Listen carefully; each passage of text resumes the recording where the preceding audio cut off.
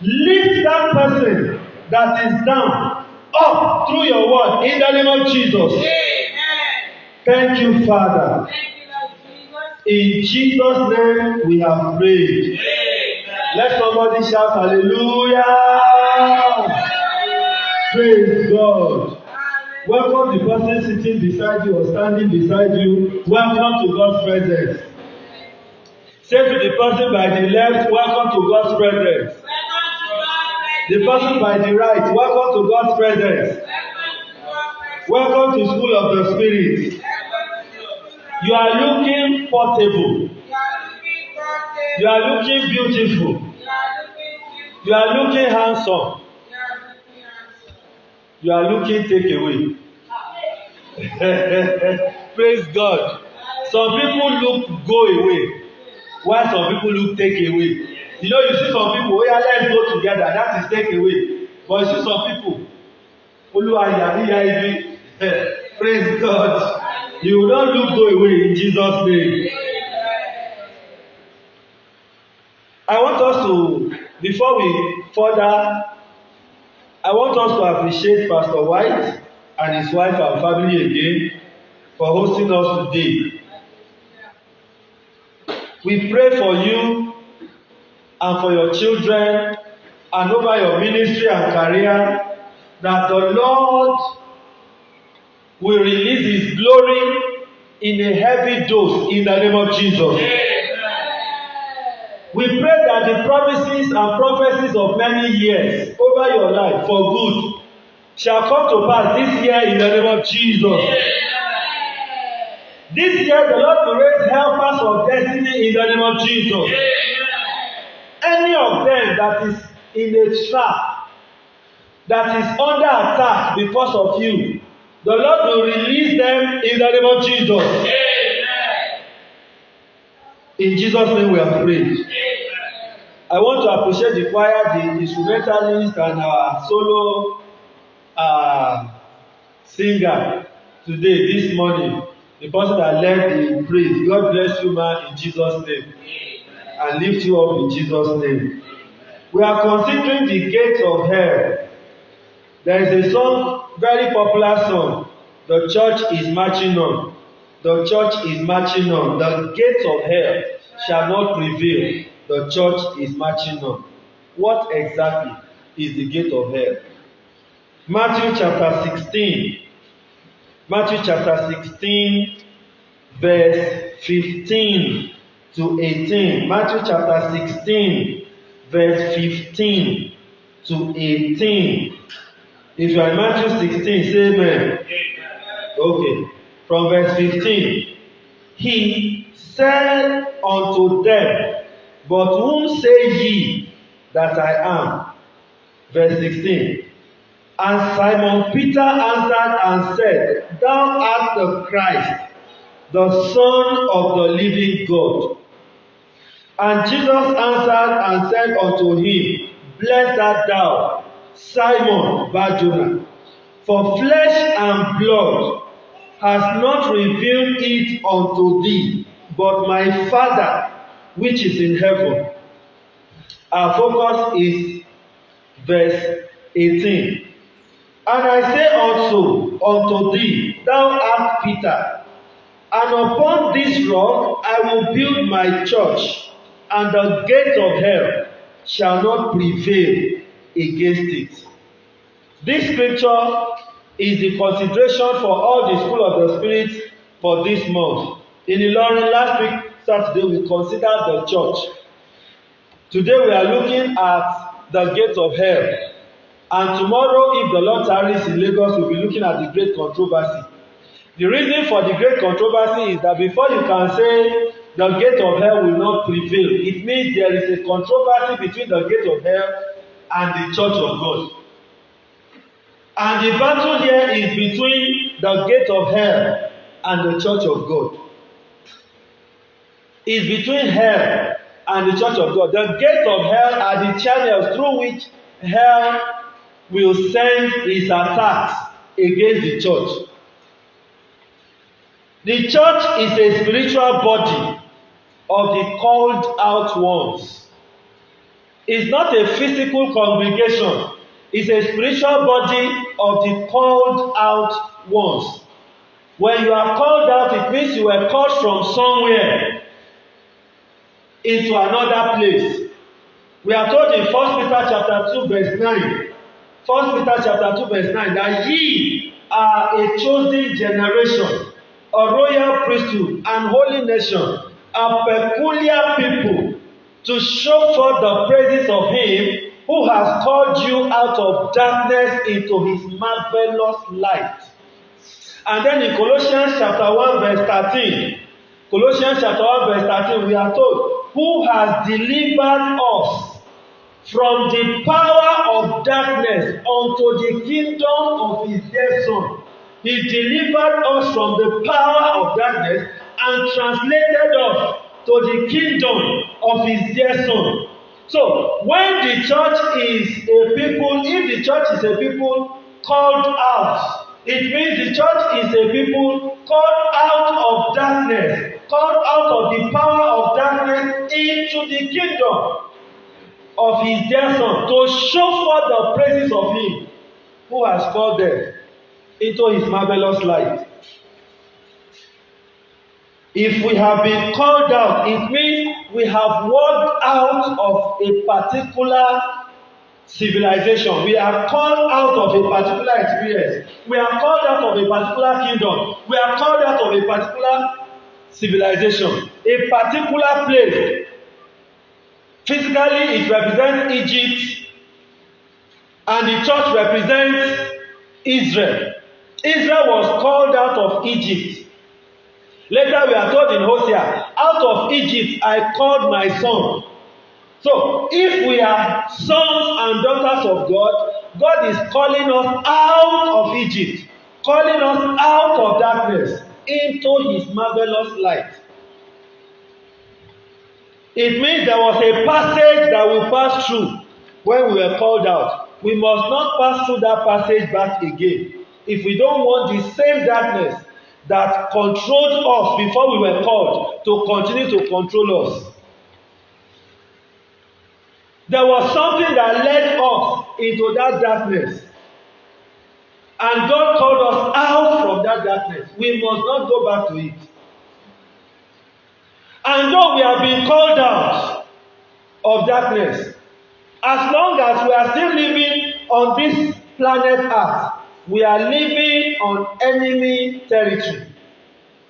Even though we have been called out of darkness, as long as we are still living in this planet Earth, we are living on enemy territory. We are living in a territory that is in deep hatred against us. Deep hatred against us.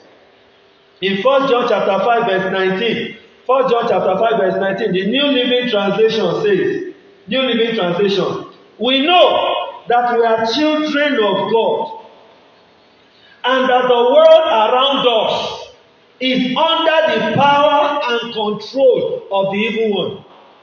We are children of God. We are the called out ones. We are the church. But because we are still living in the world around us is under the power and control of the evil one. Satan was right in Luke chapter 4 verse 6. In Luke chapter 4 verse 6, when he said that the world has been given to him, he was correct. He was telling Jesus, he said, bow to me, and I will give to you all these things because they have been given to me. He was right. Because we just saw the confirmation now in 1 John chapter 5 verse 19 that the world is under the control of the wicked one, of the evil one. And we are told in 1 John chapter 2 verses 15 and 16. 1 John chapter 2 verses 15 and 16. Love not the world or the things that are in the world. Whoever loves the world, the love of the Father is not in him. For the things that are in the world, the love of the flesh, the lust of the flesh, the lust of the eyes, and the pride of life are not of the Father, but of the world. They are not of the Father, but of the world. So if you are a church or a set of people that have been called out of darkness, and the world is under the control of darkness, it means if we don't want to go back to slavery under darkness, we should not mingle with the world. Because the world is under the control of darkness. The temptation will be very high, especially at this time, to mingle with the world, to want to become like the world, to want to adjust ourselves, to look like the world. But no matter how difficult the temptations may be, we have to make up our minds to stay with the Lord. It is very important for the church to realize that she does not belong to this world. The earlier we realize, the better. That we don't belong here. That this world is not our home, according to Jim Reeves. We are only passing through. We are only passing through. We don't belong here.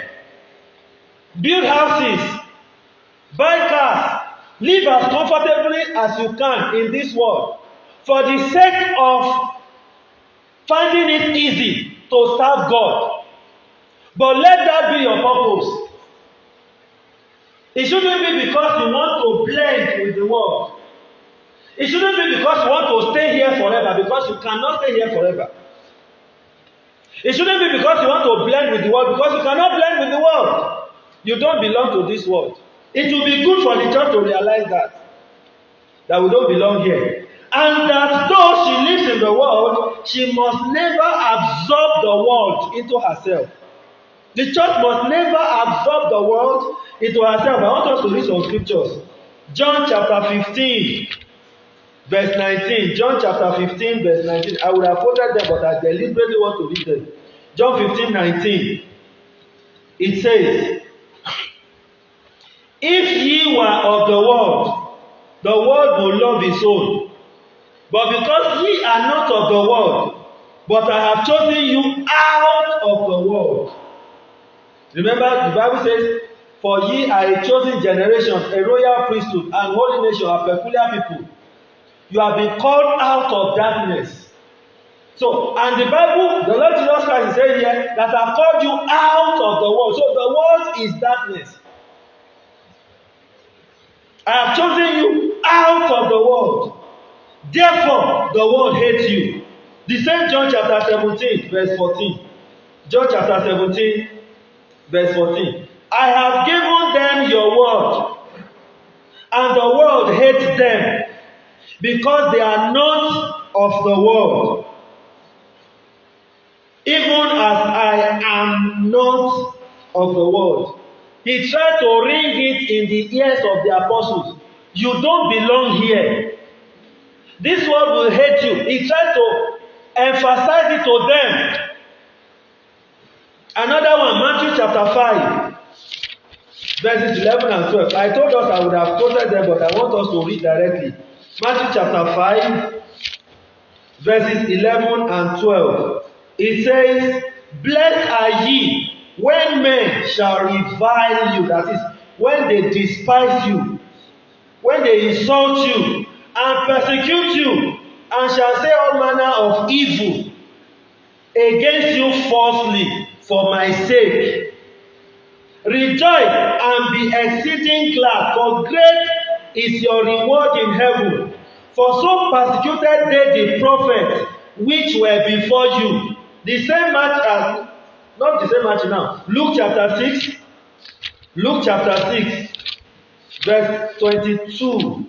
Luke chapter 6, verse 22, and then we also read verse 26. Luke chapter 6, verses 22 and 26. 22 says, blessed are ye when men shall hate you, and when they shall separate you from their company, and shall reproach you, and cast out your name as evil for the Son of Man's sake.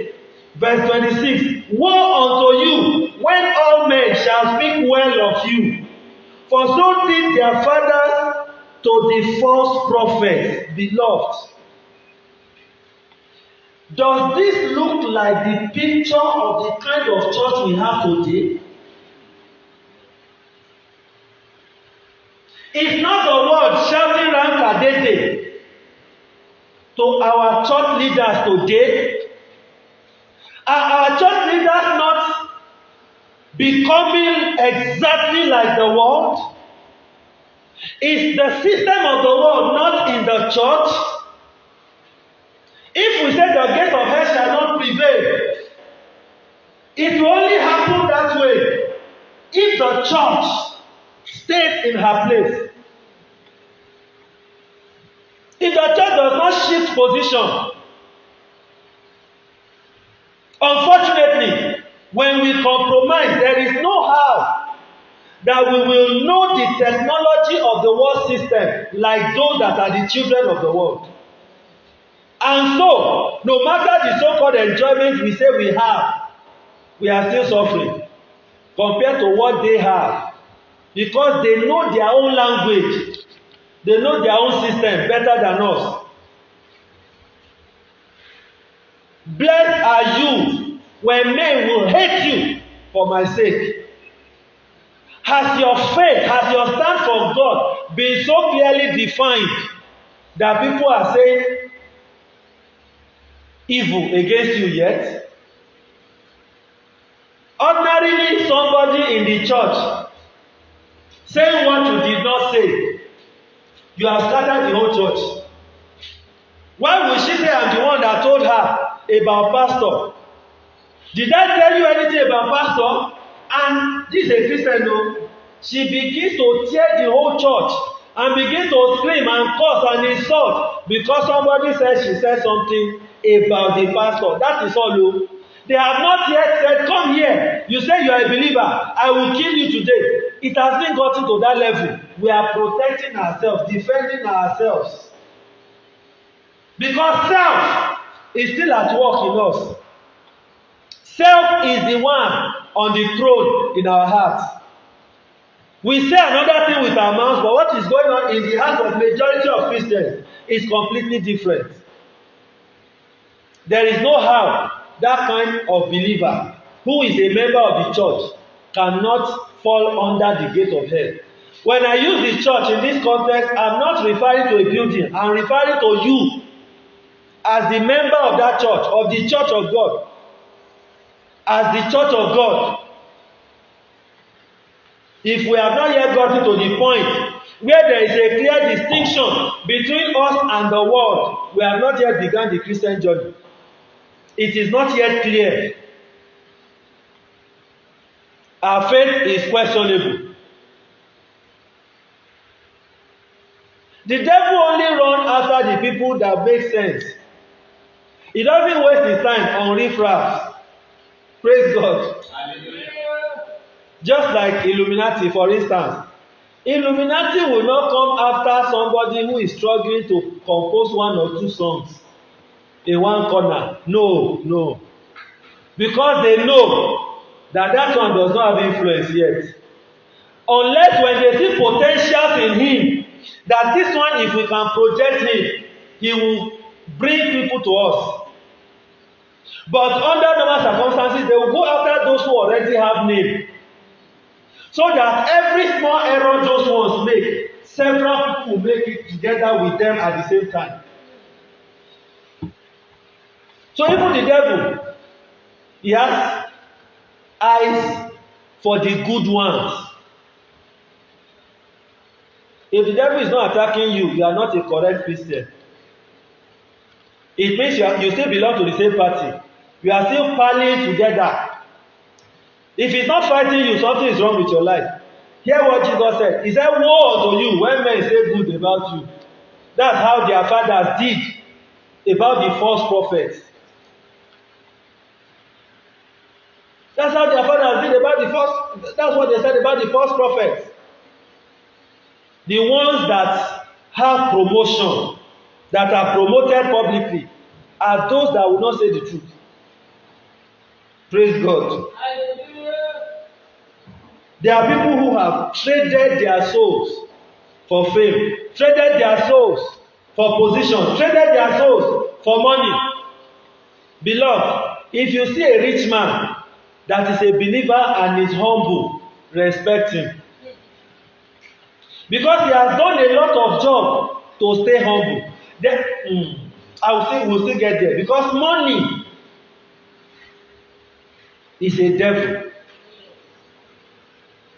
What are the gates of hell? Because of time. Hell will only fail over a church that consecrates herself totally to God and separates herself from the avenues that are under the control of hell. If you say hell shall not prevail or the gates of hell shall not prevail, hell will only fail over a church that is completely surrendered to God and separated from the things that hell has control over. For instance now, if I don't buy Dangote products, Dangote cannot eat my money. Are we getting it now? So if you don't frolic or fraternize with the things that are under the control of hell, hell cannot have control over you. The phrase gate of hell is an allegorical reference to the channels through which the forces of darkness wage war against the church. There are channels that the devil is using to wage war against the church. Those channels are gates that he is passing through to control the church. There are gates that he is passing through. Every person you see is a gate. Every activity you see is a gate. For instance, I continue to use a woman as an evidence of a physical human being that is a gate. The man too is a gate, but it's in another dimension. But the woman is a physical gate. It's very obvious that she's a physical gate because every one of us in this world passed through her to come here. Is that not so? The same thing with a man too. It's a physical gate because a man is a channel of something. If God will bless you, he will use somebody. So that person that God will use is a gate to that blessing that you need. In the same vein, there are certain things that are gates that hell is channeling its power through. That hell is using as a channel to gain control over people, over the church.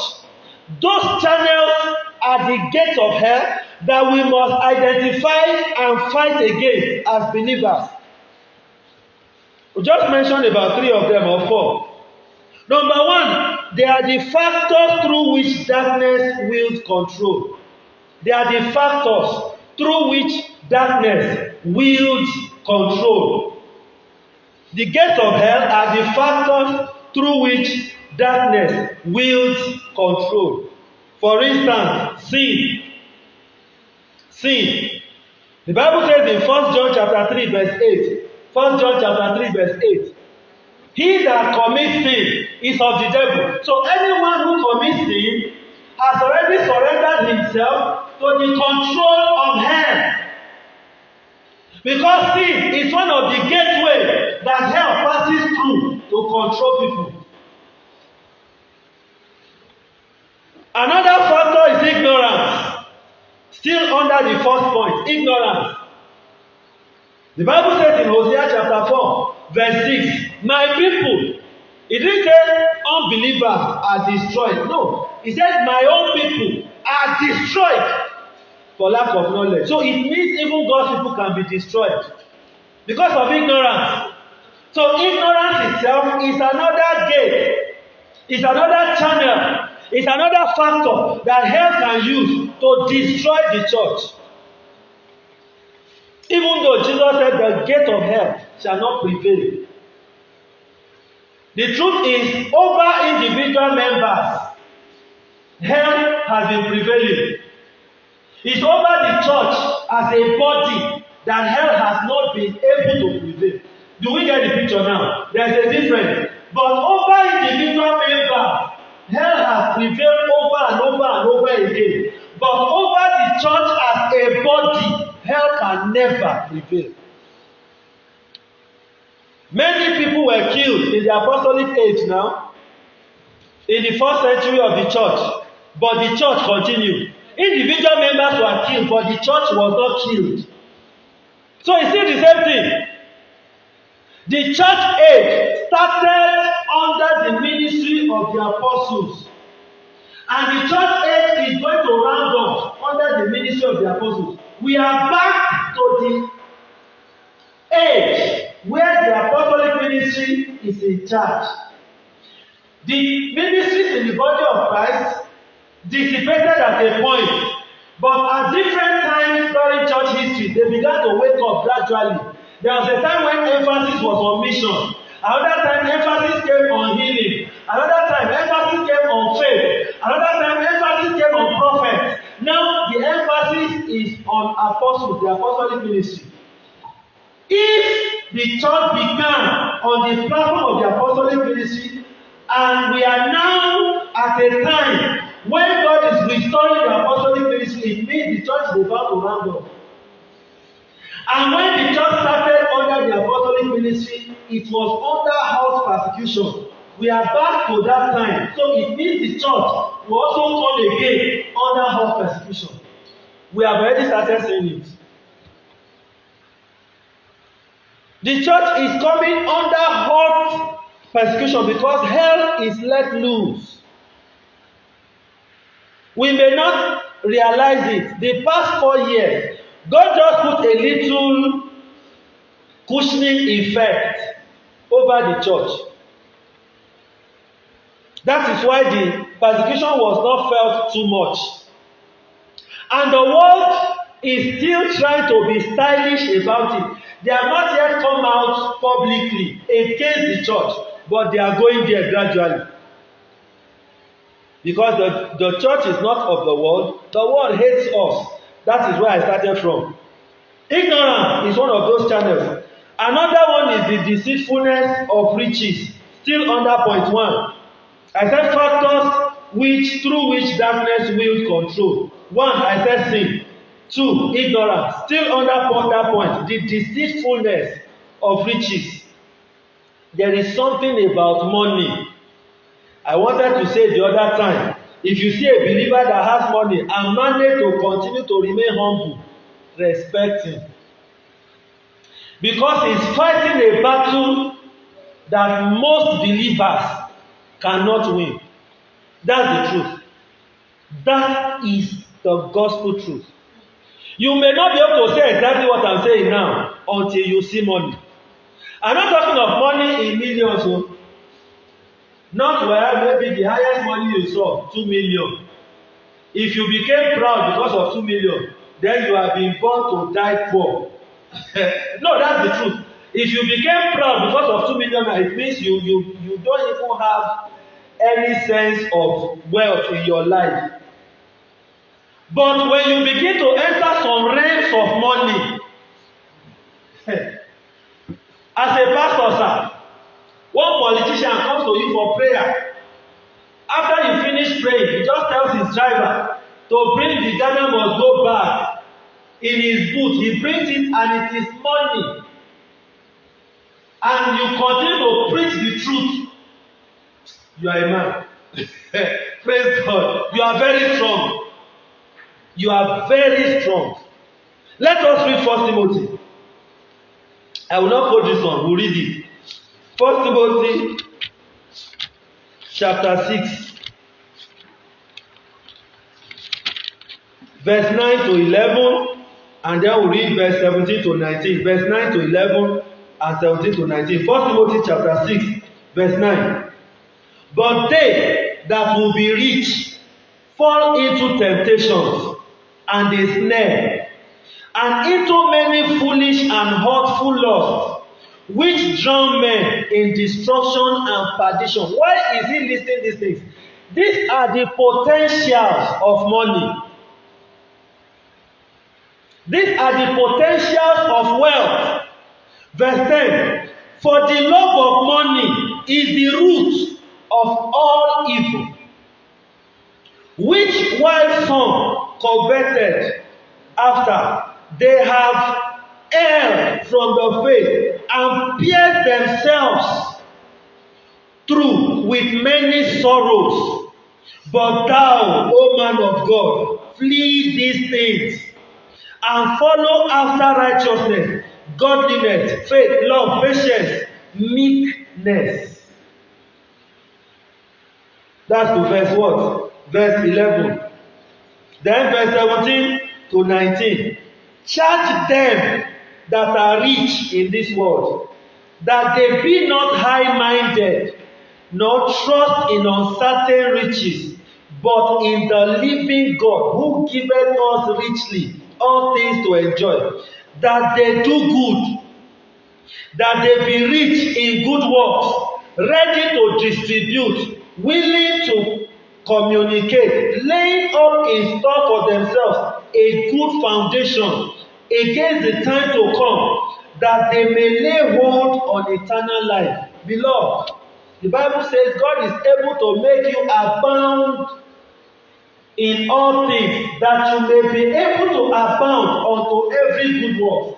There is a reason why God wants his children to prosper. It is so that they may be able to abound unto every good work. If they should lose focus of that, they are in trouble. That wealth will bring them under fire. They are in trouble. Wealth is one of the strongest channels through which hell has brought down many strong believers. Money, wealth, fame has destroyed many. Has destroyed many. There are some money, some ranks of money. You will see, you will speak in tongues. Praise God. Hallelujah. After speaking in tongues, the whole of that night, sir, you will not be able to sleep. Why are you not sleeping? It's not because of what? It's that money. It's not because you want to do vigil. It is that money. Your mind will be focused on me this money. Okay, what will I do first? Tithe. That's if you remember tithe. Tithe. Okay, after tithe, I will buy a land. After buying a land, buy a car. That is the money. Is that money? It is that money. That is when you remember the car of your choice. If you have business ideas and the money comes, the reason why you are not able to sleep is that money. How you are going to see this person the next day, you call the other one, you do this one, you take this step, you go here, you go for this contract, all because of money. Jesus, when he was talking about rivalry with God, he didn't say you cannot serve God and Satan. He didn't say so. He said you cannot serve God and mammon. That's the truth. He's trying to tell us that the strongest force that Satan is using in rivalry against God is money. But everybody needs money. And the society we live in today makes it worse for a believer to overcome the temptation of money because he needs money. He needs money. It makes it worse. You can't rent a house without money. You can't go to school. Your children cannot go to school without money. You can't eat without money. You can't wear clothes without money. Even the simplest things, the money is on the high side. The money is on the high side. And so, if all your thought is focused on money because you don't have money, money is already controlling you, even though you don't have money. Because your thought is already focused on money, money is already controlling you. He has your attention already. Now, when you have money, your thought is still on money. What to do with that money? Money is also controlling you. So you can see the strategy of money. You can see the strategy of money. What to do with money, how to get money, how to get more money, how to maintain money, how to invest money, you see, because it's a strategy. Meanwhile, God is not saying that it is a sin to have money. God is not saying it is a sin to be wealthy. He's only warning us against the temptations that are attached to money. He wants his children to prosper. He wants his children to prosper. Abraham was prosperous. Isaac was prosperous. Jacob was prosperous. Solomon had wealth, stupendous wealth. David was rich. But God controlled the heart of David, not money. Some men that have been faithful to their wives alone, it's not just because they are disciplined. Some of them, not all, some of them is because there is yet no money. Yoruba has gotten it. They said if somebody does not yet have money, he takes up the behavior of another person's character.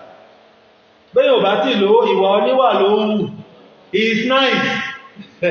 He is kind. He is gentle. He is humble. Because what to control him has not yet come. Praise God. Money is like respect. And what do I call respect? God.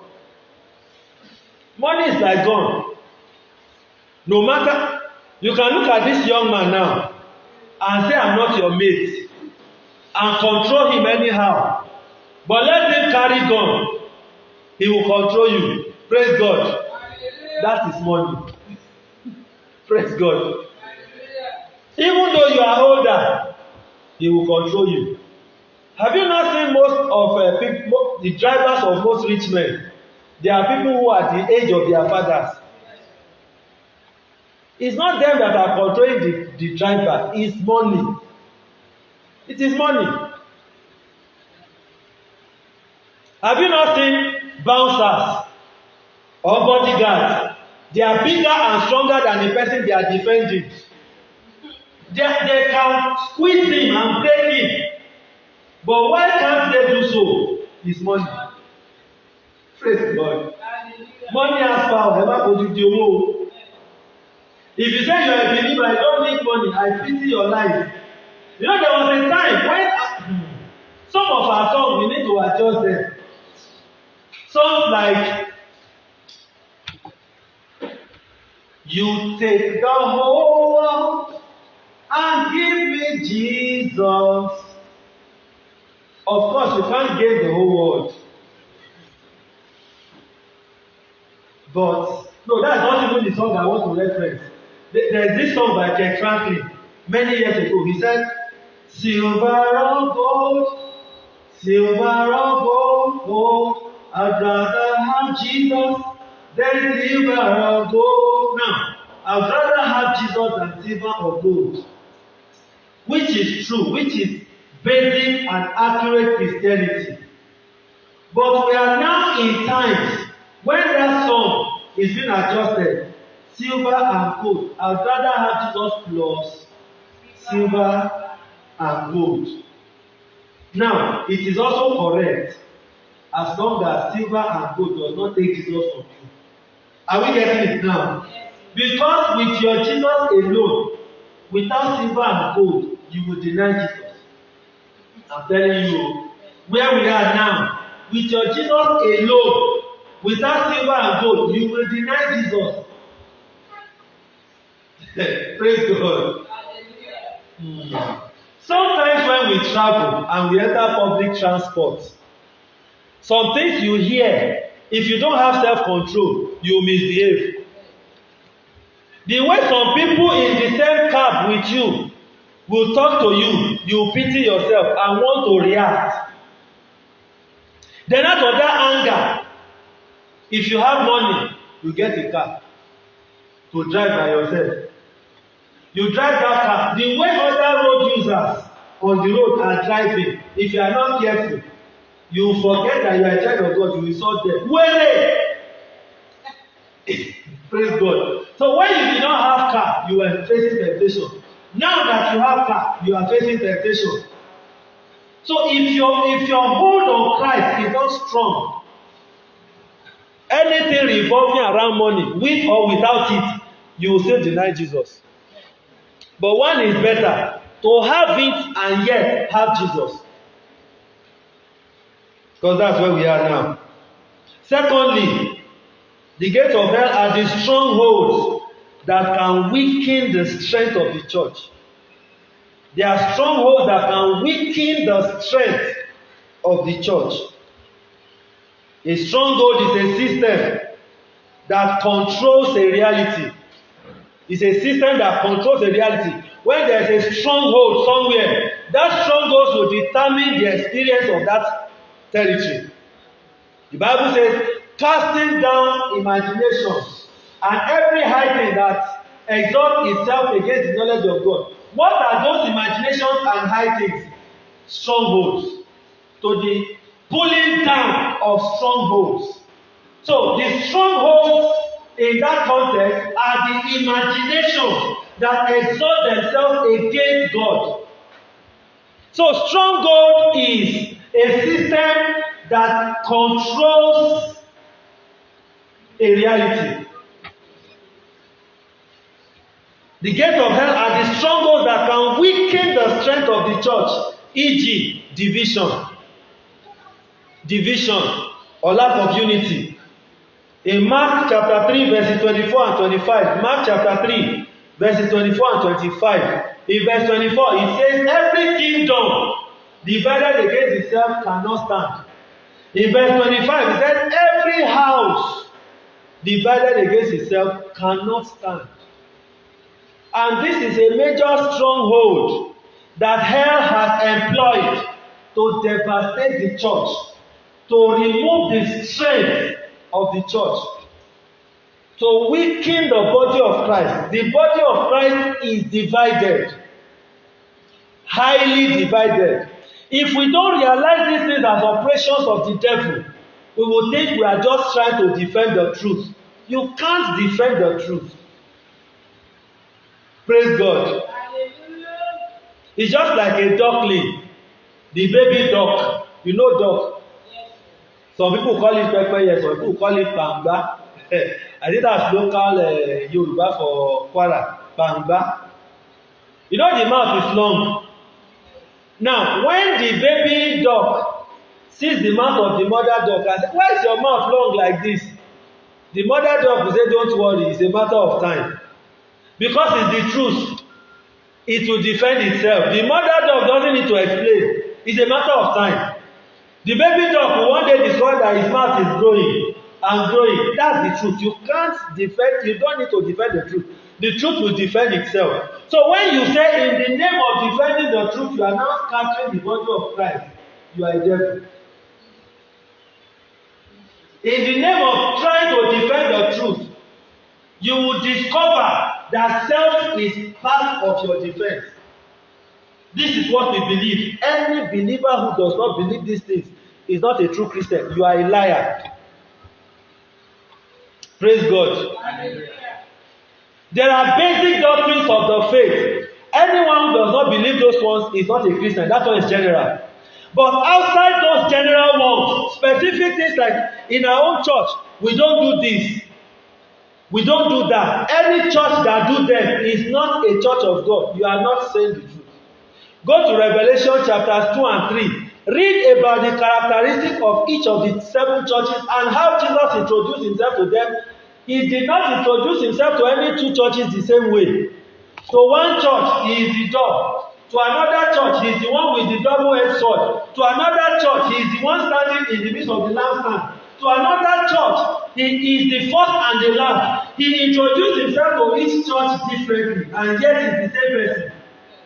So if church A knows him as the way, and church B knows him as the truth, and the church C knows him as the light, they know him in different platforms, in different dimensions, but they are still referred to the same person. So it will be wrong for church A to say that church B does not know him, or church C does not know him. This is the strategy Satan has used to hold the church and reduce the strength of the church. If not, the church in Nigeria has matured to the point of having a political party and winning an election single-handedly. Single-handedly, the church in Nigeria can have a political party and win elections. That no matter the rigging, they will win. Because in number, we are more. In intelligence, that's the truth, oh, we are better. That's the truth. That is the truth. We are better. How many Islam majority countries do you have in the world?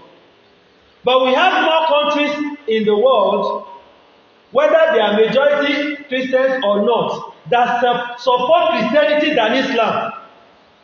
So if the support goes beyond Nigeria alone, these other countries too can support us and will win election. But we are not united. It's a major stronghold, division. Another stronghold is prayerlessness. Luke chapter 18 verse 1 says, this parable put he forth to the end. The reason why he put that parable is that men ought always to pray and not faint. He gave a parable, and the reason for that parable is that men ought always to pray and not faint. And in 1 Thessalonians chapter 5 verse 17, 1 Thessalonians 5:17, we are told to pray without ceasing.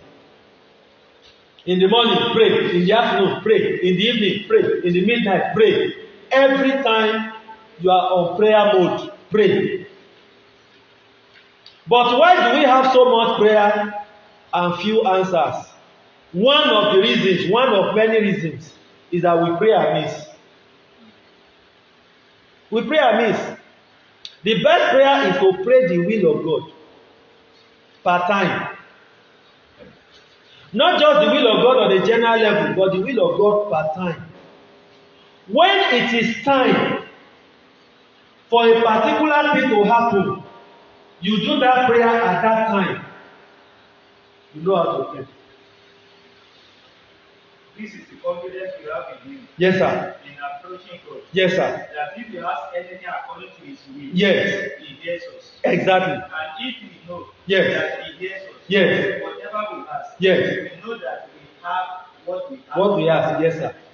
This is the confidence that we have. If we pray according to His will, He hears us. He is bound by His own word, by His own will. He has committed Himself by His word to us. But instead of getting to know the will of God, we want to react to our situation. That's all. And it is different. There's a difference between praying according to the will of God and praying in reaction to your situation. They are different things. Your situation, something taught me a lesson, a very valuable lesson. Was it 2 years ago now? The matter was simple, but it's very valuable to me. 2 years ago, a woman was to undergo surgery for cancer. The cancer is in the, I think, fallopian tube. So they wanted to remove the fallopian tube because she's already a grandmother. She doesn't need the womb again. So, and she's a widow. So, what does grandma and widow want to do with her womb again? Praise God. So they wanted to remove the womb that was destroyed by cancer. So they took her to the theater, and I came. They have taken her there already when I got there. And I was praying with the children. When we were praying, I saw an angel entering the theater. Instead of going to the womb area, the angel went to the head, opened the head, removed something in her brain, closed it back, and left. And I told the children, this is the prayer we were doing, this is what I saw. But God used that lesson to teach me that He deals with the source, not the cause. He deals with the cause, not the effect. Removing the cause will destroy the effect. But believers pray against the effect. They don't deal with the cause.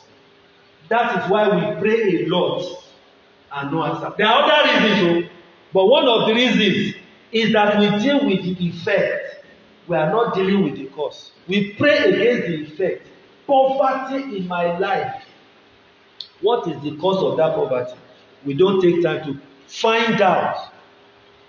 Sickness in my life. What is the cause of that sickness? We don't find out.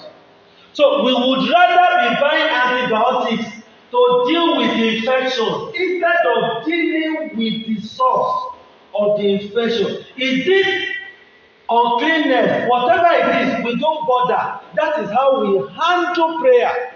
So you can see believers doing prayer for 30 days, like in January, and the majority of their prayer is just a reaction against effects. They don't take time to find out the cause. Your father struggled with poverty because he didn't go to school. Now you have opportunity to go to school. You are not serious with academics, and you are praying against poverty. What you should pray for is the ability to succeed in school and get a good thing to do with your education. Finish, and the poverty will be dealt with. If that was the cause of his poverty. If the cause of his poverty was spiritual, and you are busy looking for job alone, looking for job in Shell, in Chevron, you may get job in Shell and Chevron, but you still be poor because you did not deal with the source. Not deal with the source. Have you not seen people who used to be multi-millionaire and are stranded now? Have you not seen them? Monday, this last Monday, I was somewhere here in Ibadan. I was passing through from Ilorin. It was Monday I passed. So somebody wants to sell a house in Ibadan. I went to the place to look at it as a contact point to find anybody that wants to buy. And the person was saying that some years ago, Yemkem wanted to buy that house. But some things happened, they couldn't sell it to Yemkem. And the other person who is in Ibadan here that was standing with me said, Yemkem has been granted, that Yemkem has sold. Was Yemkem, if you know when Yemkem started, when I was in Ilorin, I remember Bobby, Yemkem everywhere. Another one was Apollo, all manner of adverts. Where are they now? Where are they now? Ma? Wọ́n ti parẹ́? Some of them, they only dealt with the effect. They didn't deal with the cause. They only went after money. They didn't go after what the money, they didn't go after the cause of what they are trying to fight against. So some of them, if they don't deal with that cause, with all their money, they will still go back to where they are supposed to be by the cause. They will still go back there. I was doing a broadcast a few days ago, and I was making reference to something that I didn't mention the name of the musician, but those that are mature among us will know the musician. He said 6, 7, 8, photo 7, 7, 7. Then wọ́n ní 8 méjì kìíní kan ní bàbá gbogbo wọn, ó ṣàní bó ṣe kọrin yẹn. Ṣókí lọ́bẹ̀ ọgẹ́ àbọ̀rọ̀ lásán fún ọmọlúwàbí tó bá dé inú àádọ́ dídí at a point now say 7, 7, 7, 7, 7 is the number. He mentioned his name. Now, what made me to reference that song was I was talking about numbers. I now said that guy that time, he was raining everywhere. Action. Ìgbà tí wọ́n lọ́dẹ̀ lọ. Now, ìgbà tí wọ́n ti dé, ó kúrò ní ìgbà tí wọ́n, ó di ìgbà tí wọ́n. He has been knocked down. We have seen people. So when you see some people running after certain things, you look at them and say, we have seen people gone in this direction before and they fell down. You don't need to fall down if you know how to avoid the things that brought them down. Satan will not tell you not to fast. Do your fasting. He left Jesus to fast now 40 days. When he finished the fasting, bros, now you are highly anointed, hungry now. Turn this stone to bread. He will not tell you not to be a praying church. He will not disturb you from fasting, but he want to waste it. Nǹkan tó fi ju ọ̀pọ̀lọpọ̀ Kìrìsìtẹ́nì lọ nìyẹn. That cunning, that trick, that trap. And we just come out and begin to speak out of boldness. And while you are doing the bold speaking, he's just smiling at you and say, when you finish deceiving yourself, you come and meet reality. Prayerlessness. Strategy meetings may command mental and administrative power. It is prayer meetings that command spiritual power. And not just prayer meetings. Praying the prayer of God. You cannot defeat hell through strategy meetings. Prayerlessness is one of the areas. Another thing under stronghold is carelessness or lack of watchfulness. Carelessness or lack of watchfulness. Matthew chapter 26 verse 41. He said, watch and pray, that ye fall not into temptation. He didn't say pray and watch. He said watch first, then pray. Is it not when you are watching, the things you observe that you pray about? But because we don't watch first, we just pray. So we have not observed correctly before we begin to pray. Therefore, we pray on the wrong things. Since we did not do careful observation, he said watch and pray. 2 Timothy chapter 3 verses 5 and 6. 2 Timothy chapter 3 verses 5 and 6. Having a form of godliness, but denying the power thereof. From such turn away. For of this sort are they which creep into houses and lead captives silly women, laden with sins, led away with diverse lusts. It's not just women as in gender, female gender alone. It's dealing with believers in general who are foolish, who are careless, who already have a lot of temptations disturbing them. So when they are careless, the devil now brings in those who will help them to fulfill that lust. And they are driven away because of lack of watchfulness. Because of lack of watchfulness. Pastor and I were talking about a church this morning. You just see somebody coming to the church because she has a good voice. She's choir leader. Because he can quote scriptures very well. He's on a school teacher. And from there, you push him to one Bible school. He's ordained. He has become deacon. Before he's even ordained, he's a parish pastor. Before you know what is happening, he's ordained. From parish pastor to area pastor. From area pastor to zonal pastor. He becomes provincial pastor and he's not born again. It's not that he is not sound. He's not a sound believer. The fact is he is not born again. He is not born again. No matter how you try to mimic a dog in backing, you are not a dog. That's the truth. Get it very well. You are still not a dog. There was one young man. I can't remember the program they were doing in Winners Chapel at Faith Tabernacle some years ago. He just came out with white shoes. White shoe, white white. By the time he began to speak, you would think it was so easy for talking. He got it perfectly. But the truth is, he's not a nepo. Praise God. So, we are careless with very serious things in the church. And so Satan is using that avenue to get the church down, to weaken the church, to pull the church down. So instead of dealing with the enemy outside, we have enough inside that we are dealing with. We have enough inside that we are dealing with. There's a particular church. I'm praying that they will never invite me there for program. Because if they invite me, that church will scatter. Praise God. Because already without going there, the wives of some of their pastors, they are not witches, they are complete generals in witchcraft. The visions that the members of the church see and they share with me and I give them interpretation reveals that those pastors' wives are generals in witchcraft. And yet these are leaders in the church.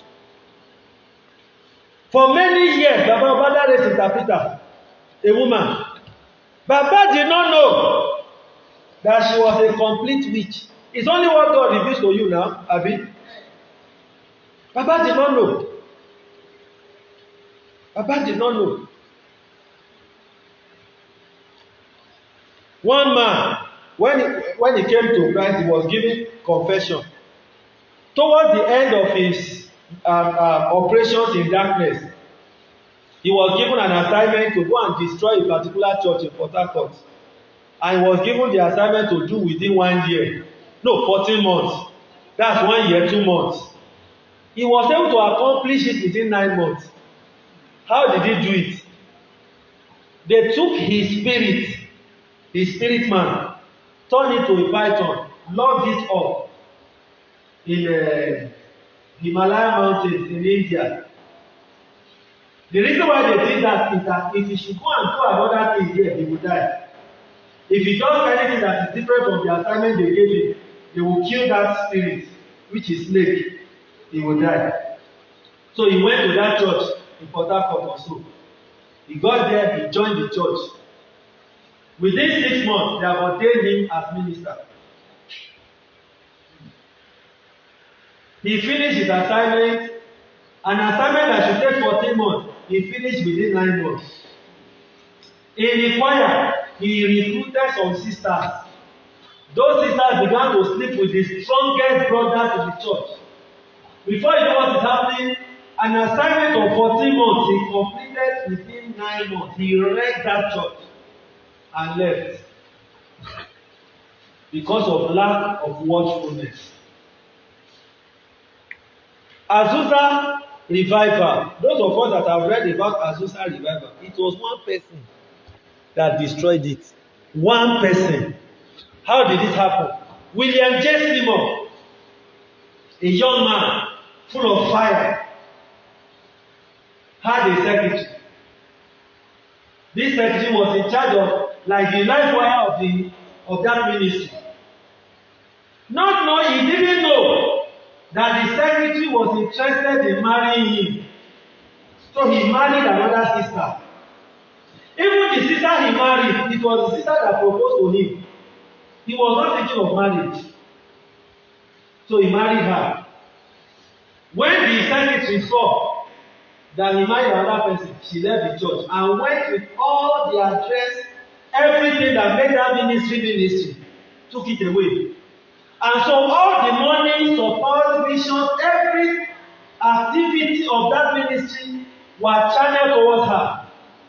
She wrecked the ministry. The revival was hot.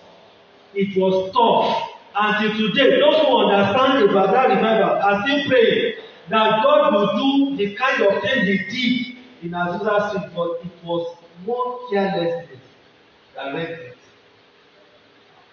I'm not saying that he should have married that sister, but there is a way that situation should have been managed. There's a way the situation should have been managed, because if you have married that sister, she will still have destroyed that ministry, because somebody who is destroying the ministry of that man, forgetting that it's the work of God, if he married her, she will still have destroyed it. So it was good that he did not marry her, but they did not manage the situation well. One carelessness can destroy a lot of things, and Satan is banking on these things. Number 3.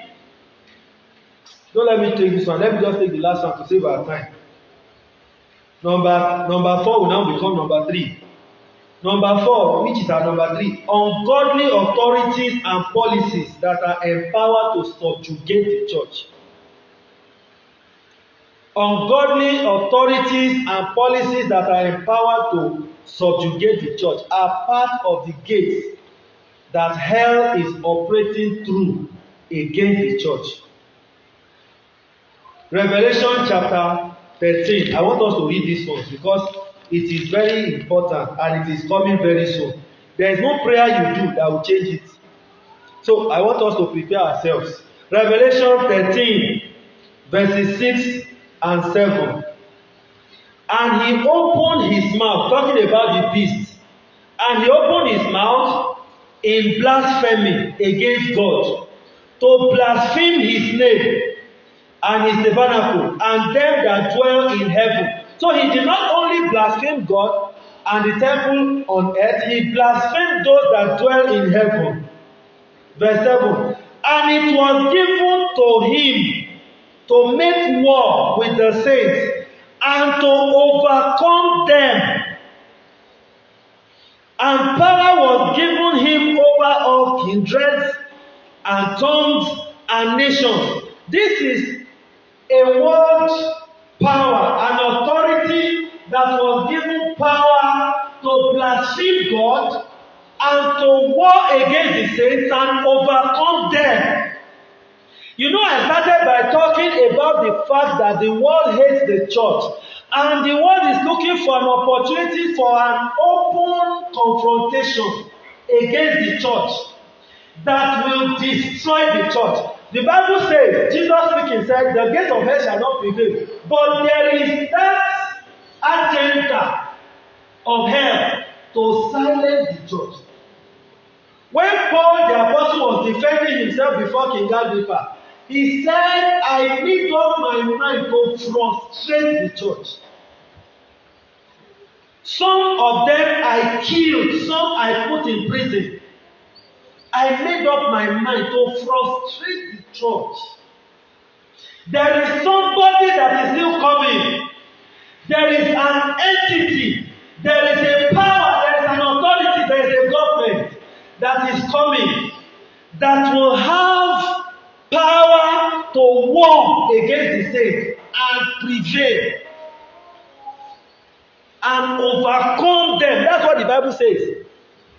So, praying against this will not work because there is a time given to him to be able to do that. Daniel chapter 7. Before I conclude on it, Daniel chapter 7, verses 21 and 22.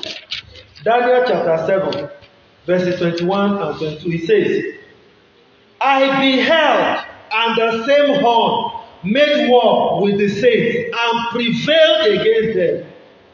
Verse 22, until the Ancient of Days came. So there is a space of time that he will be given that power until the Ancient of Days came. And judgment was given to the saints of the Most High, and the time came that the saints possessed the kingdom. The time came that the saints possess the kingdom. There is a time that will be given to this evil power to fight the church and prevail against the church. You want to try to resist it, it will be impossible because it is God's time for that to happen. Now, if that scripture is talking about the Antichrist, and the Antichrist is supposed to come after the church has left, Abi, who are the saints that he will fight against and conquer? That's a food for thought. Let's go and do a research on that scripture. Let's go and study that scripture. If the Antichrist is this person being described here, and the church is supposed to have gone before he is revealed, before he begins operation, and we are told that he will make war against the saints and prevail, then who are these saints that he will meet and prevail on earth? Prevail against on earth. But our consolation is this, that it is for a time until the Ancient of Days came and power, judgment was given to the saints of the Most High, And the time came, and the saints possessed the kingdom. Our experience as a church, as believers, are within the timings of heaven. You cannot fast forward that time. I was saying something, was it on Monday or Wednesday, in a broadcast about priesthood and permutations in the spirit realm, that you can reverse. Okay, I was talking about the mystery of 7 altars. That the mystery of 7 altars revolves around changing times, moving the hand of God, trying to do something against the norm. I now said that believers are permitted to recover wasted or lost time, but they are not permitted to bring back the future to now. Praise God. For instance, let me give a difference.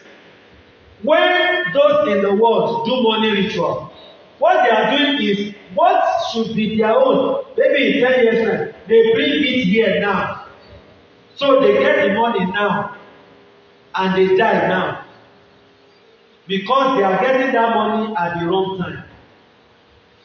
A believer is not permitted to do that. What a believer can do is, if he has lost time, maybe he was supposed to have been in a level 10 years ago and he missed it, God can help him redeem the time. He can, what he's supposed to have gained 10 years ago, he can gain it now. But to bring tomorrow here now is affecting so many things around his life. One of the reasons is that, for instance, if he's meant to die at the age of 70 and he's meant to be rich at 55, now he is 40. So it means if he's rich at 55, he will be rich for 15 years before he dies. I'm just using that as an example. It's beyond that. He's supposed to have that money for 15 years before he dies. Now he has got the money here at 40. It means he will die at 55. He has shortened his life to 55. Just like Pastor and I were discussing something the other time. He has affected a lot of things around his life. So all this iṣẹ́ wòlíì, à ń ṣiṣẹ́ iṣẹ́. Some of them, this is what they do. This is what they are trying to manipulate. This is what some of them are trying to manipulate. I'm not saying all, some of them. Take this one, bring it here. That one that's supposed to come in 20 years time, bring it here now. You know, so many things that people are doing without understanding. How the church can prevail. One, identify the gates. The gates of hell. If the church want to prevail against the gates of hell, identify the gates. Identify the channel that hell want to use against you per time. Identify the channel that hell want to use against the church per time. What you don't know is bigger than you. Identify it. What is it that hell wants to use against me? What does hell want to use against my ministry? What does the devil want to use against my family? What is the devil's plan against the church? Identify it so that you will fight correctly. You will not be fighting the wrong enemy. Do not be wasting your weapons on the wrong battle. Number 2, fervently resist the gates. After identifying them, fervently resist them. We are told in 1 Peter chapter 5, verses 8 and 9. 1 Peter chapter 5, verses 8 and 9. Be sober, be vigilant. For your adversary, the devil, like a roaring lion, walketh about, seeking whom he may devour. Verse 9. Whom resist steadfast in the faith. Resist him vehemently. Resist him fervently. Declare an open war against him. Declare an open war against his operations. Declare an open war against his strategies. Declare an open war against his agenda. And lastly, possess the gates. 1, identify the gate. 2, fervently resist the gate. 3, possess the gate. That's a takeover mandate. Possess the gate. We are told in Genesis 22, verse 17. Genesis 22, verse 17. Thy seed shall possess the gate of those who hate them. In Genesis 24, verse 60, Genesis 24, verse 60, thy seed shall possess the gate of their enemies. So if we are going to possess the gates of hell, and one of the gates of hell are ungodly authorities and policies, it means believers should possess that gate. One of the ways to fight back is to possess that realm. Possess that realm. Possess that realm of authority. Possess that realm of policy making. Believers should deliberately project themselves there by the leading of the Holy Spirit. Project themselves. I don't mean me as a person project myself there. But if I know somebody who is called to be in government as a believer, I should help him to get there. If I know a believer that God has planned for in politics, I should pray for him, encourage him to get there. So that when he gets there, he has an agenda, he has a mission. And his mission is to take over whatever the agenda of Satan is there. Let me give 2 examples and then we pray. The first example is that of this British senator or parliament member. He wanted to come to Africa as a missionary. I've forgotten his name now. Wanted to come to Africa as a missionary. According to how I heard, he went to his pastor and told his pastor, I want to be a missionary in Africa. His pastor prayed with him and said, my brother, William Wilberforce, that's his name, William Wilberforce. Tell my brother, your mission field is in politics. Go into politics. And he went into politics till he became a member of parliament. And he had a prayer group. They will pray together. We will go for meetings. Pray together. Go for meetings. Pray together. Go for meetings. And God laid in his heart to stop slave trade in Africa. He worked against slave trade for years. He did not succeed. But even after he retired, he continued to pray. And then finally, one day, somebody came to tell him, sir, your effort has eventually succeeded. Slave trade against Africa has been cancelled. He worshiped God and died 3 days later. He had fulfilled his mission. If he had come to Africa as a missionary, he wouldn't have been able to impact that number of lives. But by doing it in politics, he did not only liberate few people, he liberated the whole of Africa from slavery. Possess the gates of the enemy. One of their gates is leadership position. Politics, possess it. The second example, even though it's not an example of a believer, but it's a strategy that we can learn from. Some of us know of Adolf Hitler. Adolf Hitler was just a common soldier. He was sent one day to deliver a message to his superior in a meeting. His superior was in a meeting. That meeting was a gathering of what eventually became the Nazi party. It began as a secret society. They were doing it in one place. So he went to meet his superior there. While he was delivering the message, he delivered the message. And I think his superior told him to wait. He sat down, he was waiting. He was listening to what they were saying. And then he asked them to give him time, some minutes to talk, to share his own opinion. He ended up speaking for more than 2 hours. And everybody in that meeting surrendered to his own idea. Eventually, they made him the leader of that secret society. And then one day, they decided to take over the government of Germany. But they went violent. Because of the violent approach, they were arrested and taken to jail. Before they were taken to jail, Adolf Hitler was asked to defend himself. What happened? When he began to talk, the judge became his disciple. The person who was supposed to judge him became his disciple because he was an eloquent, intelligent man. Became his disciple. So instead of going to jail maybe for many years, He was sent to jail for about 9 months. Praise God.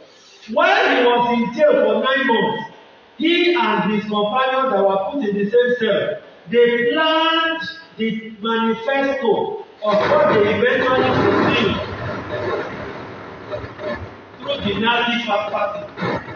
When they came out, instead of the violent approach, they used another method. They started gradually from councillor, let me use our own term here in Nigeria, from councillor to local government chairman, from local government chairman to commissioner, from commissioner to governor, from governor to speaker, from speaker to senator, from senator. The Nazi party took over Germany, and not just Germany, colonized almost the whole of Europe. They started small. The church is rushing, trying to get a presidential candidate. We have not yet gained that stature politically. Let us listen to God and walk while it is day. If the church had listened to SGL in 1985, Nigeria would not be where it is. That man was a foreigner in Nigeria. He spoke for our fathers in the faith. These are the ones that we see as our babas in the faith in the church today. They were young men coming up that time, and he called them.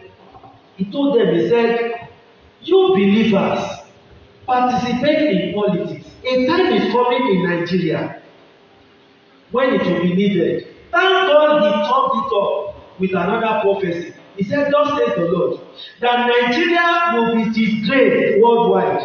That you get to a point where it will be a crime to be a Nigerian.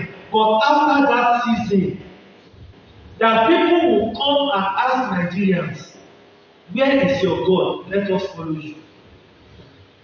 Praise God. So if we repent now, we still have hope. So, Brother Debola, the young, see, the future, not just your future. Don't look at the future as my future. How am I going to make money? How am I going to be comfortable? What is my dream? What is my vision?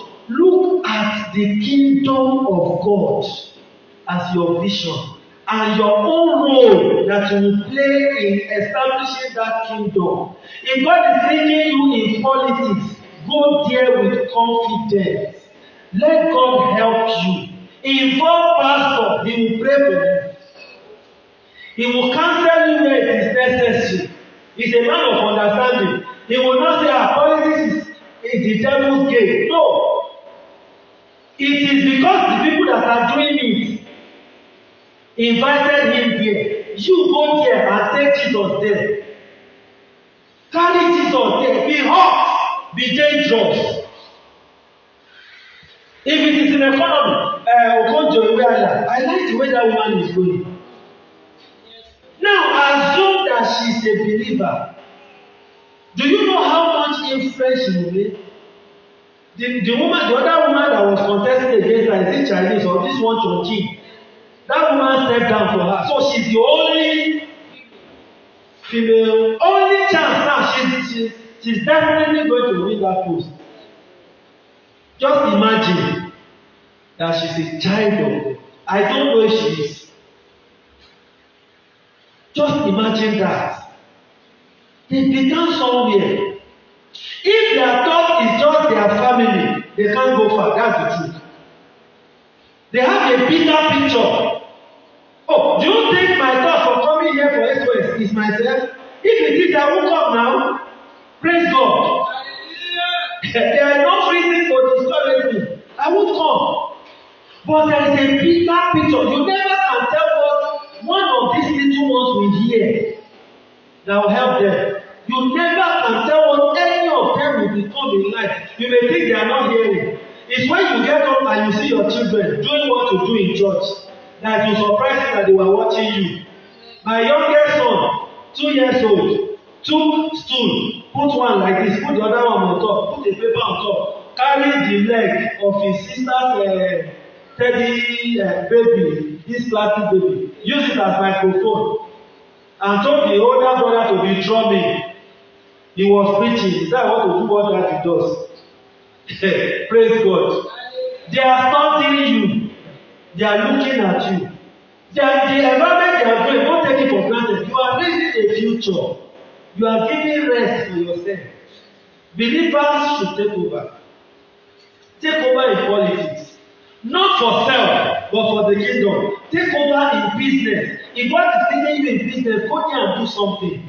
If God is leading you in any way, education, go there and do something. Don't sit down and just be praying and be lazing around. Pray, watch, pray, and walk. Watch, pray, and walk. I am a pastor. My own work is in what I'm doing. Praise God. Your own work may be in another area. Do it well. Ibi iṣẹ́ ni láti mọ ní lọ́lẹ̀. The fact that I'm not working in Chevron does not make me a lazy man. You can't do what I'm doing. I'm telling you the truth. And I can't do what you are called to do. So go and do your own while I do my own. That is how we can prevail. Let's be on our feet. I want us to tell the Lord, Father, equip me as a weapon. Equip me as a viable weapon to bring the world to its knees before you. Equip me as a weapon to bring the world and its systems to their knees before you. Prayer in Jesus' name. Father, equip me as a weapon to bring the world and its system to their knees before you. Equip me, O Lord. Yanganzo prekete boshita. Man prege zibra lako to libro zekoshikate. Equip me as a weapon to bring the world to its knees before you. To bring the world to its knees before you. To bring the world to its knees before you. To bring the world to its knees before you. To bring the world to its knees before you. To bring the world to its knees before you. To bring the world to its knees before you. Thank you, Father. In Jesus' name we have prayed. I want us to pray. Father, send to me every help that I need to fulfill your will for me. Prayer in Jesus' name. We have prayed that God should make us weapons to bring the world to its knees. Lord, send to me all the help that I need to fulfill your will for my life. In the name of Jesus. Thank you, Father. In Jesus' name we have prayed. We are going to pray, Father, wake the church up to stop becoming a victim to the strategies of hell. Wake up the church to stop becoming a victim to the strategies of hell. Prayer in Jesus' name. Hell has an agenda against the church. Hell has an agenda against the church. Father, wake up the church so that she will not be a victim to the strategies of hell. Wake up the church so that she will not be a victim to the strategies of hell. Wake up the church so that she will not be a victim to the strategies of hell. Thank you, Father. In Jesus' name we have prayed. We are going to pray personally. Father, open my eyes to identify and defeat every strategy of hell against me. Open my eyes to identify and conquer every strategy of hell against me. Prayer in Jesus' name. Yapaso prekelero. Radio Telegrani Sate. Mambreki Taterina. Zema de Pusa Kote. Zembote Koshita. Rande la Plantu Ketoria. Reketele Kodito. Lugate Kiprosia. Thank you, Father. In Jesus' name we have prayed. Stand up for the last prayer. You have to pray. Father, in any area where darkness is already in control in my life, in your church, let there be revival. In every area where darkness is already in control in my life, in your church, let there be revival. Pray in Jesus' name. That is the second of that prayer. Yaka pata pata, yaka tope pepe, reke topi proto, robo prote, riba pratea, zake pepe luka, reke sukate, reke ketelego, suprate riba, reke toki prati, reke teki kale, repro diko relope, luka pasuka. Thank you, Father. Imalekase. Yego peke posi, rokelero suta, mambregedosia. Thank you, Father. In Jesus' name we are prayed.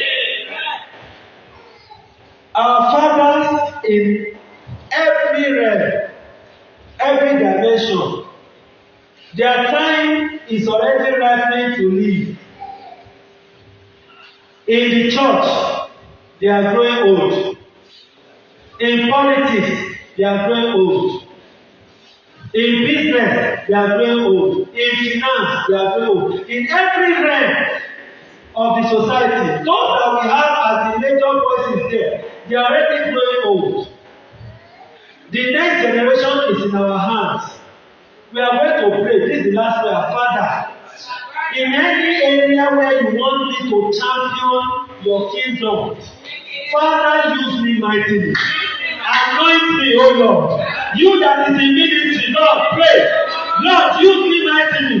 You that your own is in politics, pray. Lord, use me mightily. You that your own is in business, pray. Lord, use me mightily.